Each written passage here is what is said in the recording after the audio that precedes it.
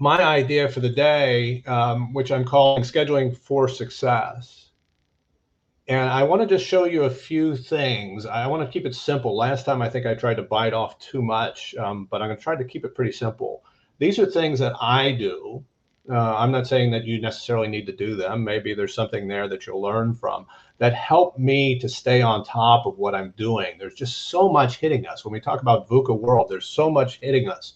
Things are changing so frequently. How can we take and schedule for success?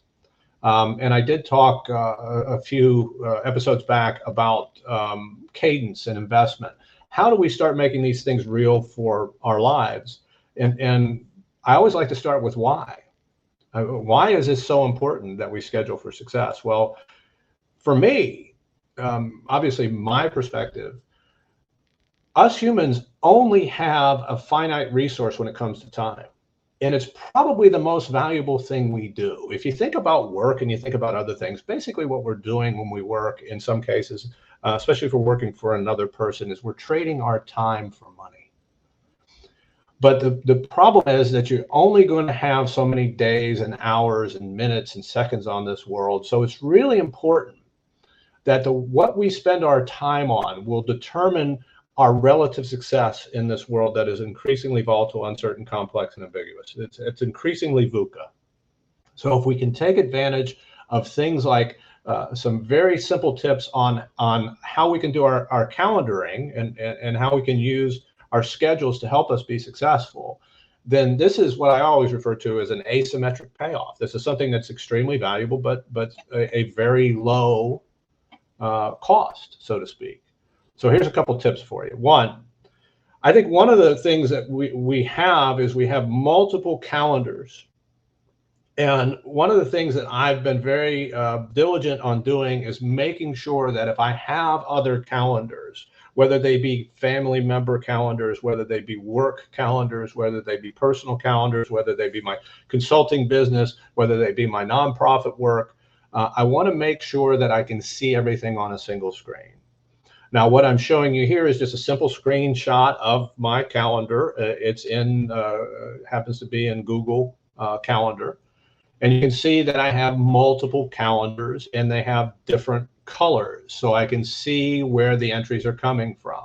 And I can see everything there so that I can make sure that my personal life and professional life and nonprofit, et cetera, and my kids' basketball games, I can make sure that there's time for them, that we're not overlapping, that there's not conflicts. When you have multiple calendars, sometimes this is a problem. The other thing that I like to do, and here's another quick tip, is that there are different types of things on your calendar. For me, I calendar my work itself, and I'll talk about that in a second. And I have meetings, and I have meetings that are both in person, and I have meetings that are online. A lot of meetings on Zoom these days. What I want to do with my calendar is I want to color code certain things, like an online event or meeting. I want to give a certain color so that I can see it very easily on my calendar. In-person meetings, I want to have a different color because those are things that I need to make sure that I'm prepared, that I'm dressed, et cetera, and I have the time to make sure that if I'm driving from one place to another, I can drive one place to another. So I want to make sure that I color code my meetings. And this gets really important to me when I look at the different types of things that I'm putting on my calendar, which to some may seem a bit anal retentive. But one of the things that I talked about last week is take advantage of creating events from emails.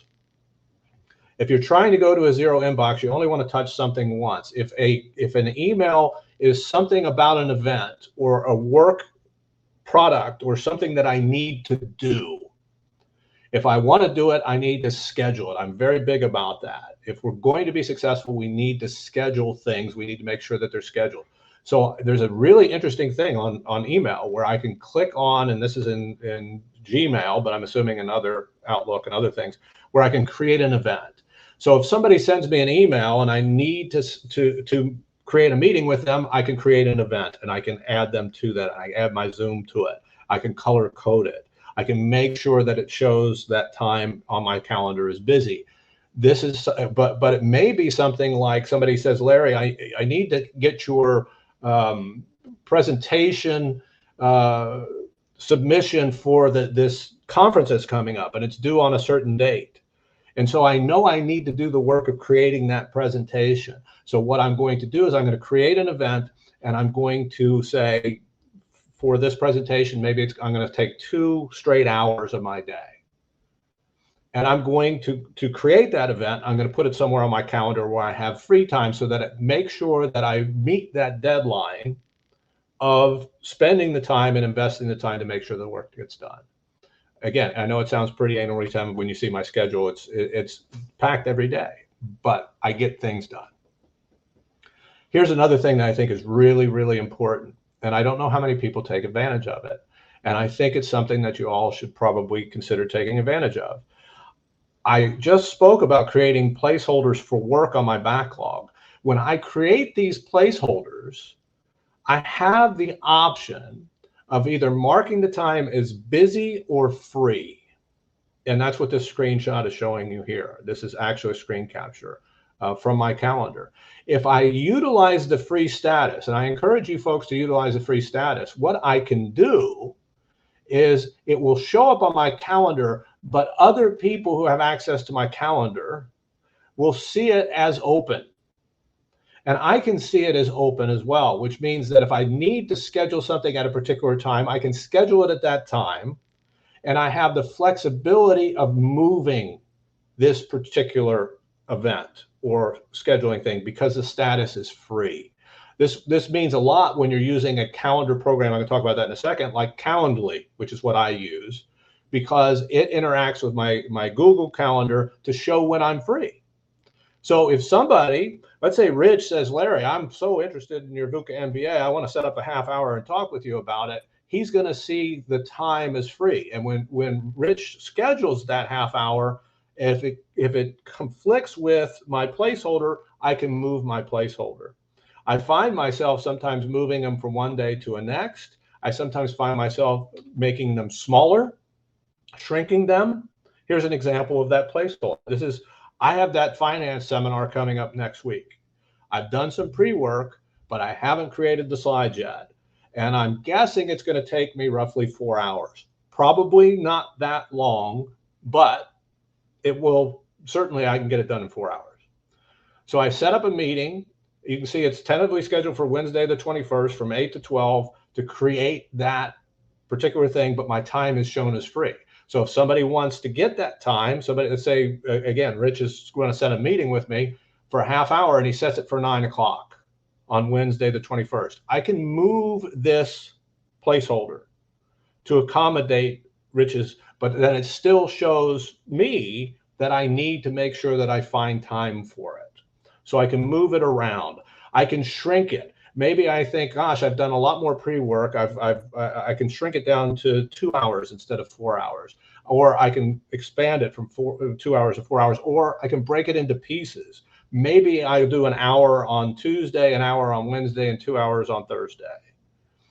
But taking advantage of having these blocks of time on my calendar allows me and makes sure that I do it. And one of the things is not only do I create events from the emails, but I also use Trello as my backlog, which I'm not going to show here, but I put things on my backlog. In fact, I have multiple backlogs. I have backlogs for my consulting business. I have backlogs for my personal business. I have lists for groceries. I'm a big backlog believer. If I look at the backlog and something comes to the top and it's something I need to do, I will make sure that I copy that into my calendar and I will mark that time as free so that I make sure that I have the time to do it, because time is so precious, and this is kind of opportunity cost. If I'm not doing the right thing that I should be doing at that time, I need to do it. Not everybody needs to do it. This is my thing.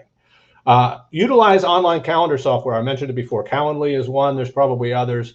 And use that so people can book time on your schedule. If you're showing time as free, they can book the free time. Follow up is the thing that I'm terrible with.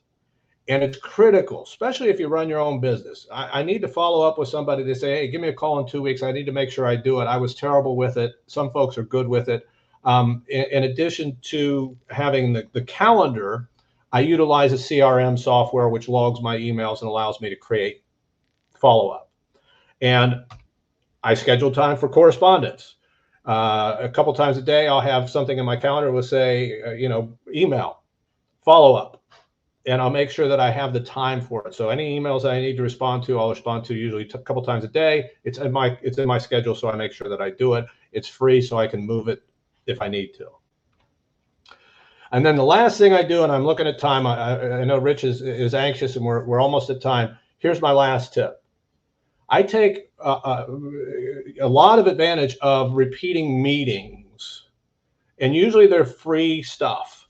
So here's just an example, and this may be, again, too much anal retention for some people, but I know that I need to sharpen my knives on a regular basis.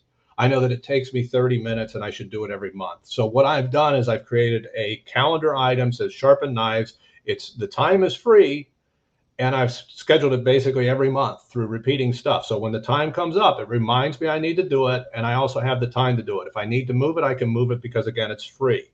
So I can move it to a place that I can use.